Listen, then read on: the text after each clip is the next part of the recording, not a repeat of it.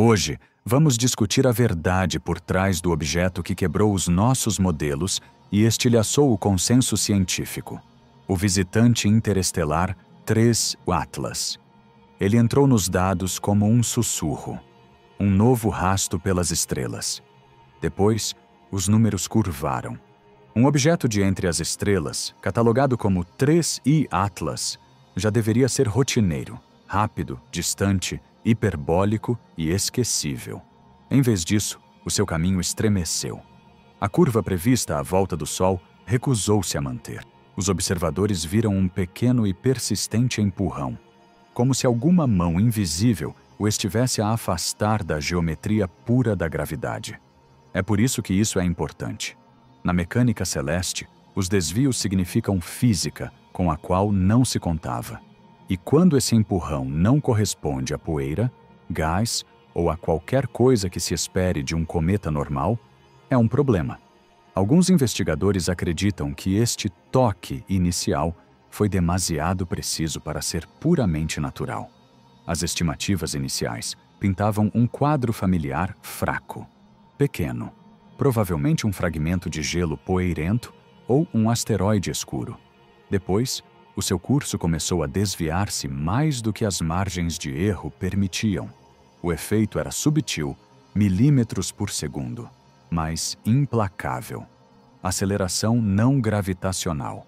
A frase ecoou com peso nas salas de missão, porque implicava processos internos, jatos de superfície ou algo que nunca tínhamos visto antes.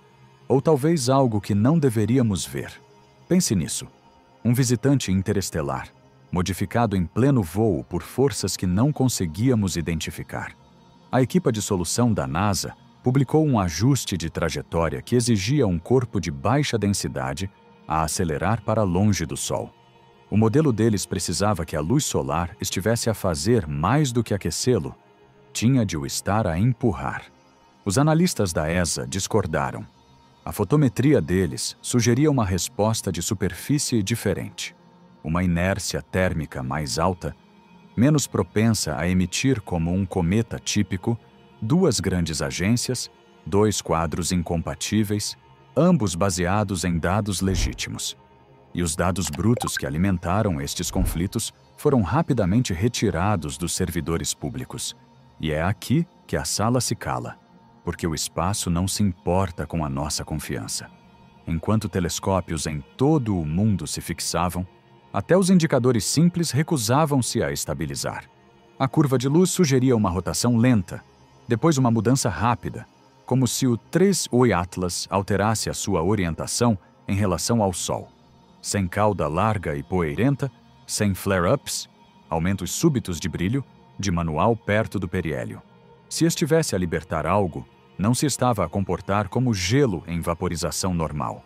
O Telescópio Espacial Conjunto, Joint Space Telescope, JST, obteve espectros iniciais que eram simples, quase sem traços, o equivalente cósmico a uma cara de póquer. Entretanto, as equipas de rastreamento continuavam a rever a órbita, e cada revisão empurrava a anomalia para a frente. Dentro desta incerteza crescente, um projeto de anos a ser desenvolvido entrou em foco: o Interstellar Observation Array, IOA, uma rede de sensores de várias agências destinada exatamente a este tipo de momento. O papel do IOA era simples em teoria, brutal na prática: transformar a confusão em física triangular, o empurrão. Mapear o calor, captar qualquer pluma fraca que pudesse explicar o desvio. Mas a própria necessidade disso sublinhava a tensão. Os nossos canais de dados, os nossos métodos, até a nossa confiança mútua, estavam a ser postos à prova por uma rocha do nada. O conflito aprofundou-se a cada atualização. Os modelos de brilho da NASA implicavam uma superfície escura que aqueceria rapidamente e emitiria, enquanto o ajuste da ESA exigia uma pele mais brilhante e mais resistente que não deveria fazê-lo. Um lado via jatos fantasma. O outro via um efeito de pressão de radiação que era demasiado forte para o tamanho do objeto. As contas não batiam certo, e foi aí que o ceticismo se instalou. Estávamos mal calibrados ou o 3U Atlas estava a reescrever pressupostos que nem sabíamos que tínhamos. Alguns acreditam que as duas agências foram intencionalmente alimentadas com dados conflitantes de uma terceira fonte não revelada. Os observadores relataram uma mudança súbita no comportamento de fase ao cruzar longitudes solares onde não deveria acontecer muita coisa. Uma onda sem cauda. Um pivô sem uma fonte de torque que pudéssemos ver. A aceleração persistiu, mas a sua direção mudou ligeiramente. Não para longe do Sol, nem claramente ao longo de qualquer eixo simples, se está à procura de padrões familiares, é aqui que eles lhe escapam. Então, o apelo foi feito. Parem de discutir sobre as sombras na parede e procurem o fogo. O IOA mudaria para uma campanha coordenada de infravermelhos, para perscrutar as assinaturas de calor que poderiam denunciar o que estava a acontecer lá dentro. O que encontraram a seguir forçou todos a voltar à prancheta. Primeiro, o mapa de calor quebrou as regras. Depois, a forma quebrou-as. E, de repente, o espaço vazio não estava vazio de todo. O Interstellar Observation Array mudou para infravermelhos e captou um retrato térmico do 3I Atlas quando deslizava pela longitude de Marte. O que deveria ter sido um gradiente suave de aquecimento tornou-se um padrão de anéis e vazios, bordas brilhantes, núcleos frios, como um favo de mel dentro de um cometa zonas ocas. Não bolsas de gás prontas a ser expelidas, mas verdadeiros vazios que se recusavam a aquecer como o material sólido. É por isso que isso é importante. Um cometa normal aquece, liberta gases, perde massa e, por vezes, ganha um pequeno empurrão dos jatos. Isso explicaria a aceleração estranha da parte 1. Mas o mapa do IOA mostrava vastas regiões interiores que não estavam apenas mais frias, estavam termicamente desacopladas, como se o calor atingisse uma barreira e a contornasse. Se jatos estivessem a impulsionar o movimento, deveríamos ver o calor a escoar dos caminhos para a superfície. Em vez disso, as linhas mais quentes envolviam vazios frios que permaneciam teimosamente escuros. A primeira análise da NASA chamou-lhe porosidade extrema. Pense num amontoado de escombros cozido, cheio de lacunas. A ESA contestou quase imediatamente. A emissividade era demasiado ordenada para cavidades aleatórias. Os seus analistas assinalaram arcos repetitivos, espaçamentos que sugeriam camadas, em vez de uma confusão. O IOA publicou ambas as interpretações, lado a lado, e a discussão espalhou-se por todas as salas de controlo. Alguns estão convencidos de que os arcos repetitivos são indicativos de complexos mecanismos internos. Estamos a ver as irregularidades da natureza ou um padrão que não deveria estar lá? Para desempatar, as equipas pingaram-no com radar. O conjunto de banda larga do IOA e as antenas parceiras de espaço profundo enviaram pulsos e depois ouviram os ecos a atravessar a casca exterior. Os retornos não se comportavam como rocha poeirenta. Em certos ângulos, os reflexos encaixavam em picos nítidos e de alto contraste. O tipo que se obtém de superfícies lisas e coerentes, enterradas no interior. E enterrada nesses ecos estava uma surpresa. Assinaturas de polarização, que sugeriam cristalinidade metálica. Não grãos de metal aleatórios. Uma estrutura em rede. Cristais. Pense nisso. O metal pode cristalizar em meteoritos, claro, mas ver especulares de radar alinhados com um padrão térmico interno impulsou a conversa para um território desconfortável. Se esses vazios são delimitados por metal cristalino, não se tem uma bola de neve fofa. Tem-se uma estrutura com painéis, placas ou algo que atua como tal. A NASA apelou à cautela. A calibração poderia exagerar os picos especulares e a profundidade de penetração poderia ser mais superficial do que o modelado. A ESA apoiou-se nos números. A sua correlação cruzada com os cumes térmicos do IOA mostrava alinhamento dentro de alguns graus de rotação. Entretanto, a equipa do Telescópio Espacial Conjunto preparou um segmento. Se há metal, As assinaturas espectrais no infravermelho próximo deveriam confirmá-lo, mas o tempo urgia. O 3 Atlas estava a girar rapidamente, e os picos vinham e iam em segundos. Outra reviravolta. Por que é que os dados de rastreamento de certas estações terrestres pareciam desaparecer exatamente quando os picos eram mais fortes? À medida que o objeto girava, o empurrão não gravitacional oscilava em sincronia com os brilhos do radar, não com qualquer poeira detetada sem pluma, sem leque visível. Apenas um toque subtil que atingia o pico quando uma faceta interior reflexiva ficava virada para o Sol e esmorecia quando se afastava. Se estiver a construir um modelo de cometa simples, é aqui que a matemática começa a desfiar-se. Dentro das agências, as linhas de ruptura alargaram-se. A equipa térmica da NASA. A sinterização e o colapso podem criar pseudocamadas. O grupo de radar da ESA. Não com esta coerência nem a esta escala. O IOA tentou mediar com um compósito. Zonas ocas ligadas por nervuras mais quentes, como se o calor estivesse a ser recolhido e encaminhado. Uma rede térmica, em vez de uma esponja aleatória. Essa ideia, por sua vez, desencadeou um frenesim dos cientistas de materiais. Uma estrutura cristalina poderia mover o calor de forma eficiente, concentrando energia ao longo de caminhos que acabamos de captar em infravermelhos. E, no entanto, ainda havia a objeção mais simples. Se é metal, por que é que não está a brilhar em luz visível? A resposta veio rapidamente. Porque a casca exterior não é metal. É revestida, escura e rugosa. Os brilhos são internos, vistos apenas quando o radar desliza entre as camadas e ressalta em algo mais liso por baixo. Um corpo de duas fases. Uma casca mate, um esqueleto refletor. Natural? Talvez. Confortável? Já não. Alguns analistas sugeriram que a casca é uma camuflagem deliberada. A próxima diretriz do IOA era óbvia. Parem de olhar para a pele e ouçam a química que está a sair dela. Porque se o interior é realmente tão estranho, o gás que liberta, se algum, não cheirará a casa. E foi então que os espectros começaram a responder. Os primeiros espectros estavam silenciosos. Depois, deixaram de estar. Linhas apareceram onde os catálogos estavam em branco.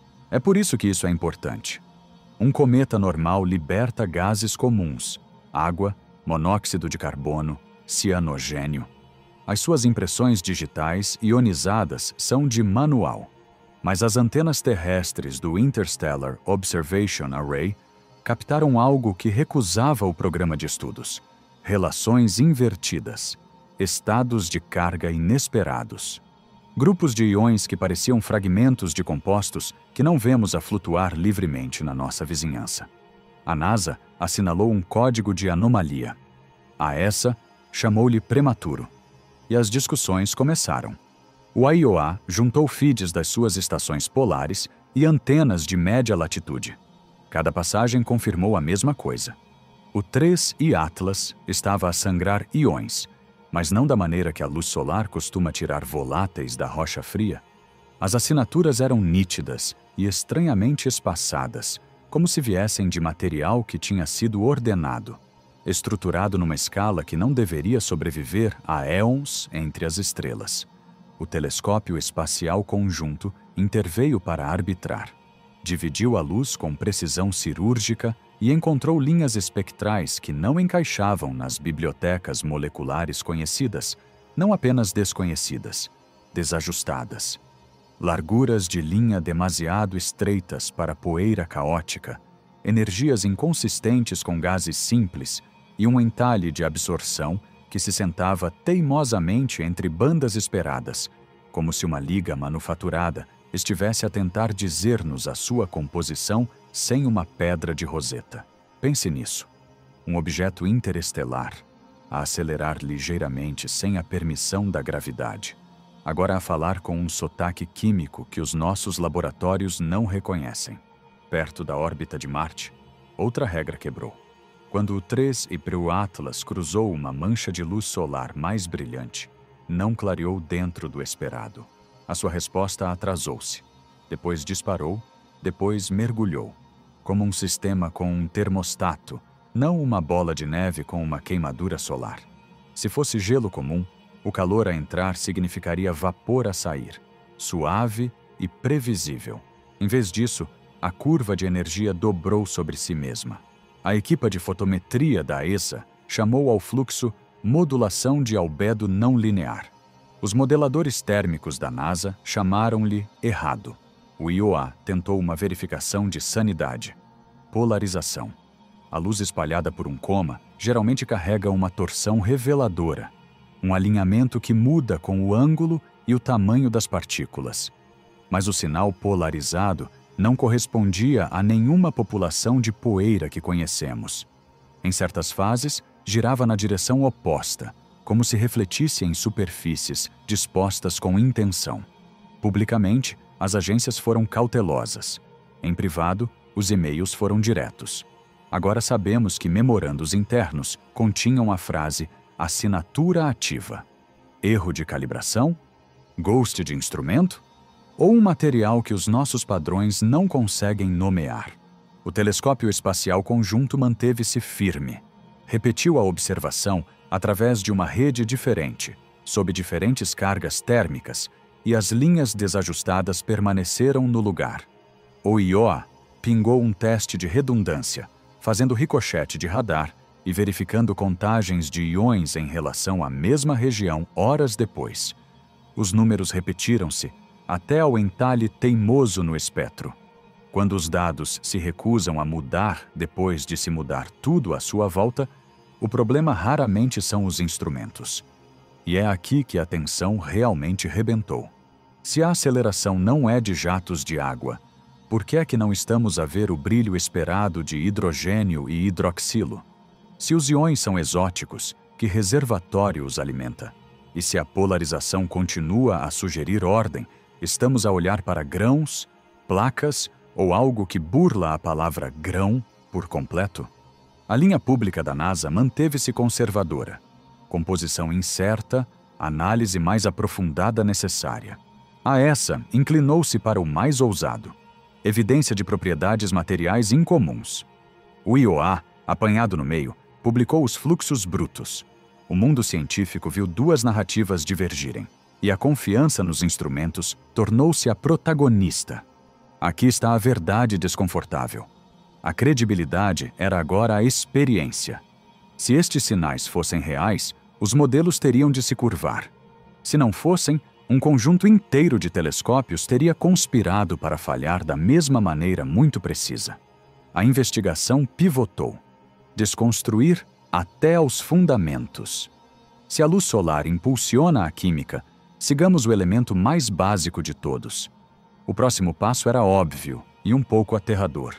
Procurar hidrogênio onde tem de haver hidrogênio e ver se está em falta.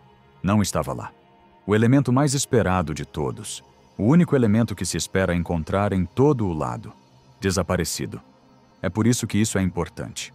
À luz do Sol, os cometas comuns respiram hidrogênio. A água decompõe-se e o hidrogênio grita a sua presença em linhas espetrais nítidas. Mas quando o Interstellar Observation Array apontou os seus detetores para o 3 e Atlas, o mapa acendeu-se com ausência. Zonas de esgotamento de hidrogênio amplas e limpas, esculpidas num corpo que deveria estar a libertar esta substância. À primeira vista, isso parecia impossível. Pense nisso. Este objeto já tinha desafiado a gravidade com um pequeno e teimoso empurrão que não correspondia a jatos de poeira ou gelo. Tinha vazios onde deveria haver rocha sólida. Transportava íons que ninguém reconhecia. O hidrogênio deveria ter sido a parte fácil, a verificação de base. Em vez disso, a sobreposição de hidrogênio do IOA parecia queijo suíço. Manchas de silêncio costuradas numa região banhada em radiação solar.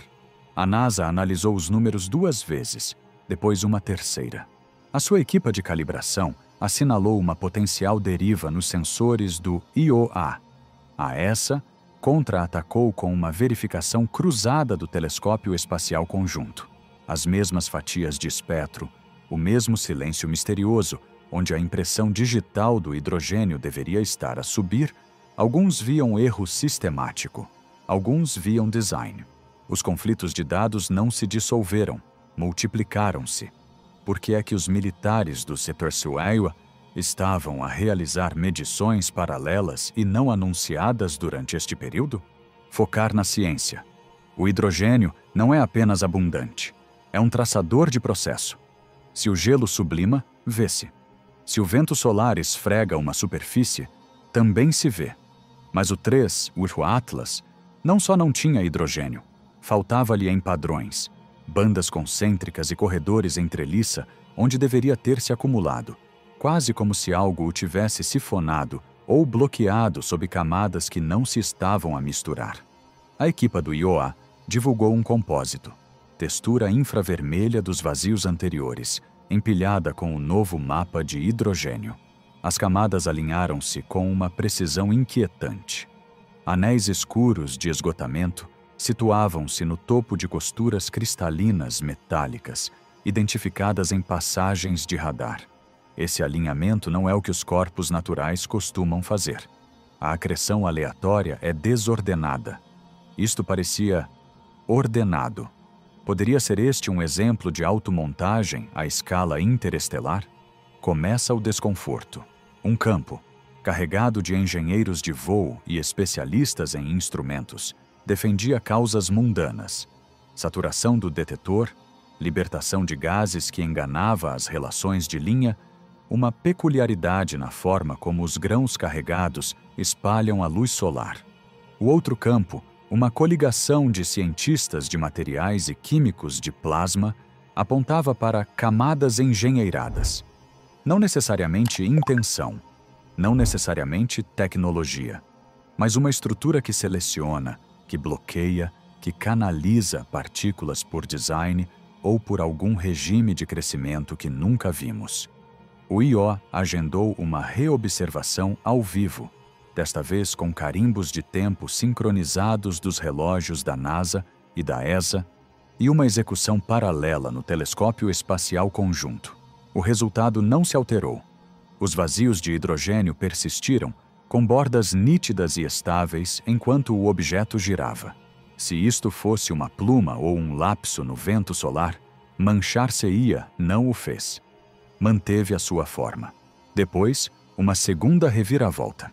Dentro dos anéis de esgotamento, cintilava a emissão de radicais mais pesados, fragmentos com oxigênio sem o seu parceiro hidrogênio. Cadeias de carbono acesas sem os primos mais leves esperados. Como se a química da superfície tivesse sido editada, seletivamente, com um filtro que removeu o átomo mais simples e deixou todo o resto fofocar para os detetores. Publicamente, agências mantiveram a sua linguagem cautelosa. Anômalo, não padrão, requer validação adicional. Privadamente, cientistas estavam divididos. Estaria o IOA a ver o universo de forma errada? Ou estaria a mostrar a todos que o 3I Atlas não era um cometa, não era um asteroide e não era o produto de qualquer história de formação que tivéssemos catalogado? E então veio a proposta que dividiu a sala novamente. Parem de adivinhar a distância. Façam passar uma sonda, raspem o campo, pingem a superfície, façam uma cheiradela direta. Arriscado. Caro. Necessário. Se as camadas fossem reais, o radar de curto alcance e os magnetômetros iriam resolvê-las. Se fosse uma ilusão, os instrumentos colapsariam o mistério em ruído. Aprovaram a passagem próxima. Por que é que o financiamento foi aprovado em menos de 72 horas, uma velocidade sem precedentes? A seguir, a humanidade envia uma máquina diretamente para o padrão A passagem começou em silêncio. Depois, os medidores saltaram. E o objeto respondeu. É por isso que isso é importante. Durante meses, a distância deixou a dúvida sobreviver.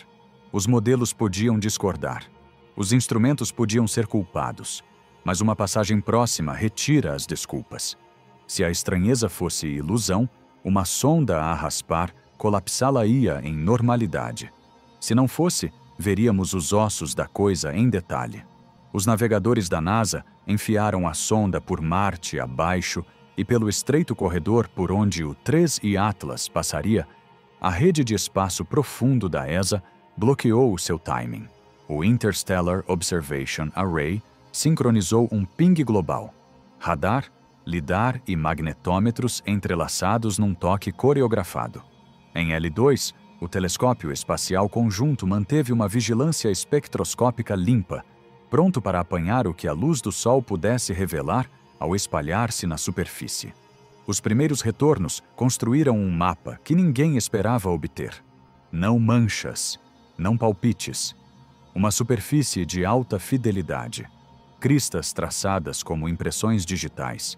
Depressões que correspondiam às zonas ocas assinaladas pelo IOA semanas antes.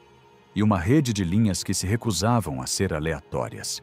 Cada varredura refinou a geometria, empurrando as margens de erro para o ponto em que se podia discutir sobre origens, mas não sobre as formas. Depois veio o som. Não audível, mas inconfundivelmente coerente. Uma emissão de banda estreita, com fase estável, pairando como um tom sobre a estática do vento solar. Os corpos naturais silvam, rugem com ruído de banda larga. O 13 Atlas zumbia. O magnetômetro da sonda disparou ao cruzar um limite fraco, uma pele no espaço que não sabíamos que existia. A telemetria cortou, reiniciou, voltou quente. Sobre a Terra, o link de retransmissão da NASA reportou reinícios transientes. As estações de rastreamento da ESA viram ondulações de energia exatamente quando o tom se fortaleceu. Em todo o IOA, várias antenas escreveram a mesma forma de onda nos seus registros, até a fase. Várias naves espaciais, vários sistemas, todos tocados ao mesmo tempo. Os conflitos de dados voltaram para a sala. O primeiro diagnóstico da NASA. Interferência. Efeitos de proximidade. Os próprios sistemas da sonda a desencadear ecos num ambiente hostil, nada mais. A ESA contestou. O bloqueio de fase era demasiado limpo, demasiado consistente em receptores independentes. A equipa de correlação do IOA carregou. Antenas de 3 continentes correspondiam ao tom com precisão de microsegundo. Entretanto, o telescópio espacial conjunto tentou ligar a emissão a algo fotométrico e encontrou algo pior do que nada. Um brilho fraco e periódico numa faceta do mapa de superfície. Fora de sincronia com a rotação, em sincronia com o tom. Pense nisso. Uma característica de superfície que brilha num ritmo definido por um sinal que não se pode descartar como ruído. Um mapa que diz estrutura. Um tom que diz ordem. Seria este tom uma transmissão, um farol de baixa potência ou um mecanismo de defesa? E foi aqui que tudo mudou novamente. A sonda pingou a superfície, chilres de radar suaves e controlados para refinar o mapa. Imediatamente, o tom dividiu-se. Apareceram bandas laterais, pequenos degraus nítidos em ambos os lados da frequência principal. Artefato do instrumento? Ou o objeto acabou de mudar porque lhe tocamos? O canal explodiu. Um campo gritou loop de feedback. Outro sussurrou resposta. As ondas magnéticas rolaram novamente, desta vez pulsando. A telemetria mostrou a sonda a passar outro contorno invisível, onde o campo se torceu com mais força. Os propulsores chutaram para manter a atitude. Na Terra, os engenheiros do IOA fizeram as contas e descobriram que os pulsos chegavam não aleatoriamente, mas em intervalos que traçavam a agenda de radar da sonda como uma sombra. O telescópio espacial conjunto atualizou o modelo de superfície e descobriu que o brilho tinha migrado. O mesmo ritmo, novo local. Como se o objeto estivesse a testar qual das suas superfícies poderíamos ver melhor. Um desconforto mais profundo instalou-se. Se descartar o tom como interferência local, tem de engolir uma conspiração global de falha de equipamento sincronizada. Se aceitar a coerência, é forçado a uma questão de que os nossos modelos não gostam. O que exatamente está a emitir e por que é que se importa com os nossos pings?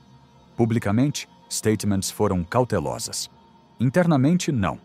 Relatórios usaram palavras como acoplamento anômalo, dispersor coerente e, em headlined paragraph, modulação controlada. O diretor do IOA asked for a pause. NASA wanted another pass. ESA pushed for a full-spectrum recording while the geometry held. The Joint Space Telescope elected to stare, quietly, and let the light say whatever it wanted to say. Because while the field pulsed and the tone held, 3I Atlas began doing something no one had planned for. Its reflected sunlight started to shift in discrete steps, like a dimmer with a mind. Next, the light itself begins to speak. It sharpens. The steps in brightness lock into place. Then the cadence doubles, as if the dimmer found rhythm. Here's why that matters. Comets don't blink in clean steps. Asteroids don't quantize their shine. Natural surfaces flare and fade with heat, jets, and geometry. This was discrete, intentional looking, and it rode on top of the coherent tone already whispering from the surface map. NASA's photometry team ran the numbers first. They called it relaxation oscillations. Thermal stress cracking in a material with a weird albedo. Plausible. Comforting. ESA pushed back within the hour. The steps weren't just steps. They were arranged in red, green, and near-infrared, the intervals lined up across bands. Not a color change, a pattern. Think about that. The Interstellar Observation Array did what it was built to do. Compare, compress, and correlate. Feed the light into algorithms designed for cosmic transients and terrestrial codes alike. The output wasn't a translation, but the message was clear. Random models kept losing, structured models kept winning. The Joint Space Telescope, staring in silence, added a twist. The temperature of the reflective layer barely moved during the bright pulses. Whatever was changing wasn't heat. It was geometry, or reflectivity, or both, switching on command, or under rules we don't know. Now, stack this on the earlier puzzles. Hollow zones inside the body, metallic crystalline echoes under radar, exotic ions in the wake, hydrogen oddly missing where you'd expect it most. All that, and now a light curve that refuses to behave like geology. The data conflicts surged again, not out of rivalry, but out of honest discomfort. NASA urged caution. No one wanted to announce intelligence and be wrong. ESA argued that pattern is a measurable claim. The IOA's director split the difference. We claim structure, we do not claim intent. The question of intent was immediately classified at the highest levels, so they tested structure. Prime spacings? Some fit, some didn't. Binary encodings? Maybe. The steps drifted with solar angle. They precessed with the object's slow roll. JST saw faint polarization flips, synchronized with the pulses, as if flat panes were rotating in and out of view. But what panes? The high-fidelity map had hinted at tiled facets. Now, time agreed. And then, just as teams converged on a workable decoder, the cadence stretched. The beat went long. The brightness smoothed. 3I Atlas did not turn. It did not break. It did not answer. It simply kept going. Behind it, a veil appeared, so thin most cameras ignored it. So stubborn the radio arrays could not an unknown particulate residue glitter in black space. Not loose comet dust. It polarized light like sheets, not grains. Alma's peers would have called it a frost of flakes, but the spectrometers balked. Low hydrogen signatures, odd ion pickups, a chemistry that borrowed from our table and then stepped off it.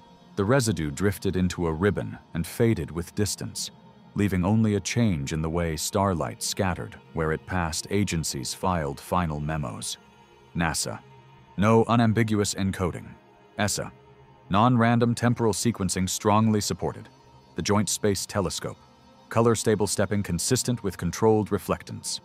The IOA, quietly, pinned a single line to the archive. If not language, it is still information. And this is where everything shifted again. The mystery didn't explode. It evaporated. The coherent tone slipped under the noise floor. The steps splayed into ordinary flicker.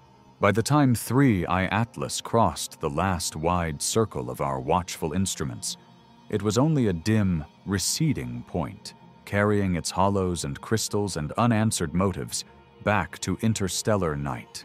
It left the system unchanged in orbit, and yet nothing felt the same.